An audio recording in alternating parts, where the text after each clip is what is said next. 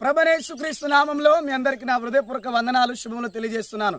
ప్రియమైన దేవుని బిడ్డలారా, ఈ రోజు ఉదయం పరిశుద్ధాత్మ యొక్క వాక్కు మీ కొరకు దేవుడు ఏది సిద్ధపరిచినాడో మాట్లాడాలని పరిశుద్ధాత్ముడు ఆశపడుతుండగా వినడానికి నువ్వు సిద్ధం కలిగి ఉండాలి. ప్రియమైన దేవుని బిడ్డలారా, ఈ రోజు వాక్యాన్ని ధ్యానించుకుందాం. హగ్గయి గ్రంథం 2వ అధ్యాయం 5వ వచనం నేను చదువుతున్నాను, వినండి బిడ్డలారా.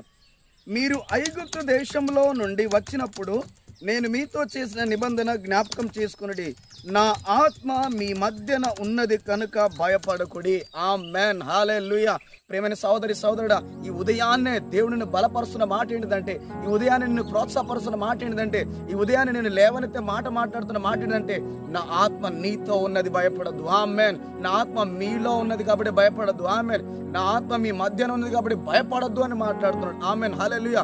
నేను మిమ్మల్ని ఐగుప్తులోని బయటకు తీసుకొచ్చినప్పుడు చేసిన వాగ్దానాన్ని మీరు మర్చిపోయారన్నట్టుగా మాట్లాడుతున్నాడు దేవుడు. హల్లెలూయా.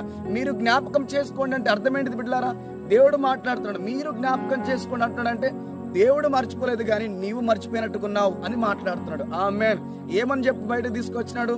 నేను మిమ్మల్ని పాలు తేనెలు ప్రవేశించే దేశాన్ని తీసుకెళ్తానని, మీకు ఏది తక్కువ కాకుండా నేను నడిపిస్తానని, ఇదిగో మీకు ఆహారం, ఆకలైన, పానీయం, దప్పికైనా అన్ని చూసుకుంటాను అని బయటికి రప్పించిన దేవుడు చూసుకుంటానని వాగ్దానం ఇచ్చిన ప్రేమ దేవుడు. కానీ మనం కొన్నిసార్లు మన వాగ్దానం మర్చిపోతాం, కానీ దేవుడు మర్చిపోడు. సహోదరి సహోదరుడా, ఉదయాన్నే దేవుడిని బలపరుస్తున్న మాట ఏంటిదంటే, రక్షింపబడి నార్మల్గా ఉండిపోతున్న అనుభవం ఉన్నావేమో, కానీ సహోదరి సోదర ధైర్యం తెచ్చుకో. నీకు దేవుడు ఏ వాగ్దానం చేసినాడో నీవు జ్ఞాపకం చేసుకో అని అంటున్నాడు ప్రేమ దేవుని బిడ్డలారా. ఆమేన్.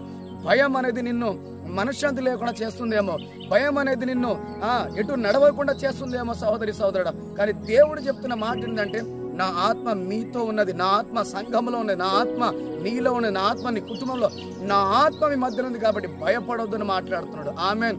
అపవాది ఉద్దేశం ఏంటంటే, నీలో ఉన్న వాగ్దానాన్ని మర్చిపెట్టేట్టుగా చేసేసి దేవునికి ఏం చేయలేదు, దేవునికి ఏం మాట ఇవ్వలేదు అని నేను ఒక మబ్బెలోకి గురిలోకి నేను తీసుకెళ్తున్నాడు. కాబట్టి ధైర్యం తెచ్చుకో. దేవుని ఆత్మ నీ మధ్య ఉంది కాబట్టి దేవుడు తన అద్భుత కార్యాన్ని నీ పట్ల చేయబోతున్నాడు. చెవి గలవాడు ఆత్మ చెప్పుచున్న మాట గ్రహించును గాక. ఆమేన్.